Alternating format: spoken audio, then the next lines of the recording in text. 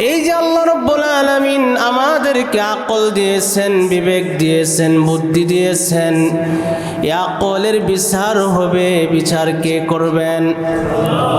এই জন্য আল্লাহ বলেন ওয়াত্তাকুন ইয়া উলিল আলবাব, হে জ্ঞানীরা তোমরা তোমাদের রবকে ভয় করো।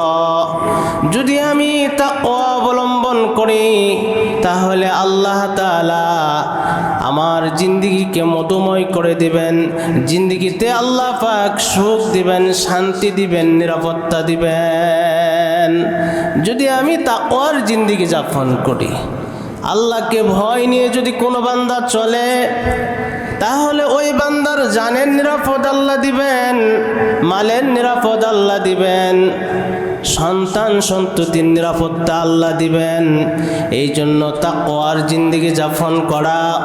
আল্লাহ তাআলা বলেন ইয়া আইয়ুহাল্লাযীনা আমানু ইন তাত্তাকুল্লাহ ইয়াজআল লাকুম ফুরকানা।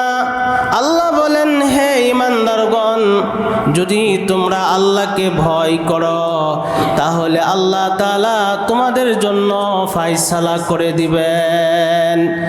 কি ফয়সালা করে দিবেন? আল্লাহ তাআলা আমাদের জিন্দেগির অপরাধগুলো, গুনাহগুলো আল্লাহ মাফ করে দিবেন। সুবহানাল্লাহ। আল্লাহ তাআলা বলেন ওয়ায়ুকাফিরু আনকুম সাইয়্যাতিকুম। আল্লাহ বলেন আমি তোমাদের জিন্দেগির গুনাহগুলো আমি আল্লাহ মিটিয়ে দিব। ওয়ায়াগফিরু লাকুম। আল্লাহ বলেন আমি তোমাদেরকে ক্ষমা করে দিব। আল্লাহু যুল ফাদলিল আযীম। আল্লাহ তাআলা মহা অনুগ্রহশীল।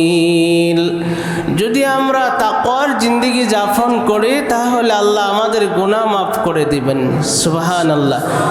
যদি আমাদের জিন্দেগিতে গুনাহ না থাকে তাহলে আশা করা যায় যে আমাদের মৃত্যুটা ঈমানি মৃত্যু নসিব হবে। দ্বিতীয় নম্বর ফায়দা হলো ইন্নামা ইয়াতাকাব্বালুল্লাহু মিনাল মুত্তাকিন। আল্লাহ তাআলা মুত্তাকি বান্দারা আমল কবুল করেন। যে বান্দা তাকওয়াওয়ালা, এমন বান্দার আমলগুলো আল্লাহ কবুল করেন। তৃতীয় নম্বর আল্লাহ বলেন ওয়ামান ইয়াত্তাকিল্লাহা ইয়াজআল লাহু মাখরাজা।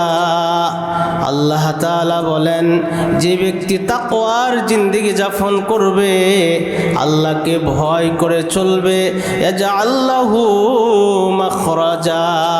আল্লাহ বলেন বিপদ থেকে, সংকট থেকে বের হওয়ার জন্য আল্লাহ রাস্তা বের করে দিবেন।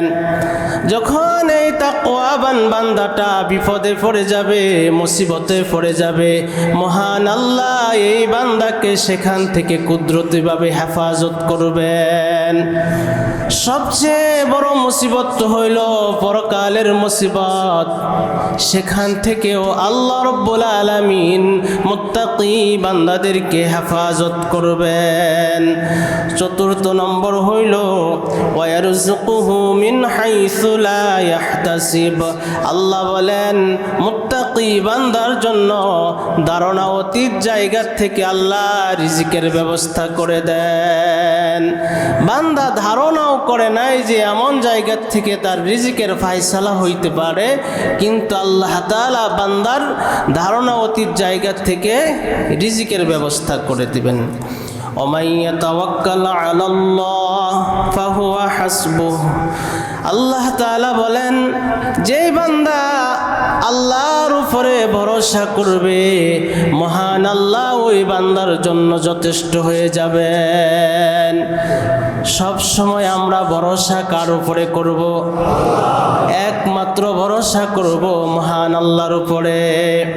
5 নম্বর তাকওয়ার ফায়দা হলো আল্লাহ বলেন সুম্মা নুনাজ্জিল্লাযীনা তাকাউ ওয়া নাযারুয যালিমিনা ফিহা জিসিয়া। 5 নম্বর তাকওয়ার ফায়দা হলো পরকালে আমাদেরকে একটা ফুল অতিক্রম করতে হবে, একটা ব্রিজ অতিক্রম করতে হবে, যেটাকে বলা হয় ফুলসিরাত। সেই ফুলসিরাতে আল্লাহ পাক মুমিন বান্দাকে কুদরতিভাবে আল্লাহ পার করে দিবেন, নিরাপদে ফুলসিরাত অতিক্রম করে চলে যাবে। আল্লাহ তাআলা বলেন ওয়ানাযারুয যালিমিনা ফিহা জিসিয়া, আল্লাহ বলেন যারা জালেম, যারা অপরাধী, এদেরকে আল্লাহ তাআলা নতজানু অবস্থায় জাহান্নামে ছেড়ে দিবেন। তাকওয়ার ৬ষ্ঠ নম্বর ফজিলত হলো তিলকাল জান্নাতুল্লাতী নুরিসু মিন ইবাদিনা মান কানা তাকিয়া, আল্লাহ বলেন যারা তাকওয়ার জিন্দেগি যাপন করবে এমন বান্দার জন্য আল্লাহ পাক চিরসুখের জান্নাত প্রস্তুত করে রেখেছেন। মুত্তাকি বান্দার গন্তব্য হইল জান্নাত। কোথায়?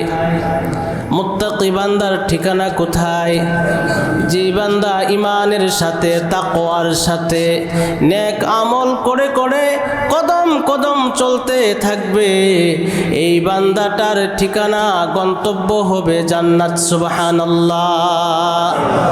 তাহলে দ্বিতীয় নম্বর ইমানি মৃত্যু লাভের উপায় হলো তাকওয়া।